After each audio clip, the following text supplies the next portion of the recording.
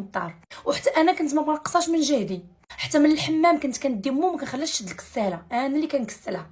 كتقول لي مسكينه كون كانت عندي شي بنت ما كانتش غدير ليا بحال اللي درتي ليا انت، انا مفرشاك بالرضا ومغطيك به. وحتى من خو ما كنسمعوش صوته، درويش وظريف وكلهم كيموتوا يتسطاو عليا. راجلي هنا مهلي فيا، الجلال باخر موديل كنلبس، الذهب، اي حاجه حليت عليها فمي كتحضر. دازت واحد الوقيته مو هنا ولات كتقول لنا بغيت وليدات، وشكون ما كاين حتى شي حاجه في الطريق. انا كل نهار كنت كنتهرب منها ومن الجواب على هذا الشيء، حتى النهار اللي قالها شوفها الوالده انا راه ما زربانش على الاولاد وزيدون حنا باغيين نعيشوا الحياه. من بعد راه انا اللي قلت لها الولاد دابا لا صافي، من تم مبقاتش كتجبد معايا مو الاولاد لا وتاد. بقينا على هذاك الحال مده ديال 3 سنين، حتى لواحد النهار جاتنا مكالمه وعرفنا ان راجلي توفى، دار كسيده مع واحد الرموك، حيت كانت عنده خدمه في واحد المدينه واحده اخرى. ما نكذبش عليكم بكيت حتى بالرتس، كان عزيز عليا، كنت مولفاه، كان ما كيخلي ما كيدير على قبل.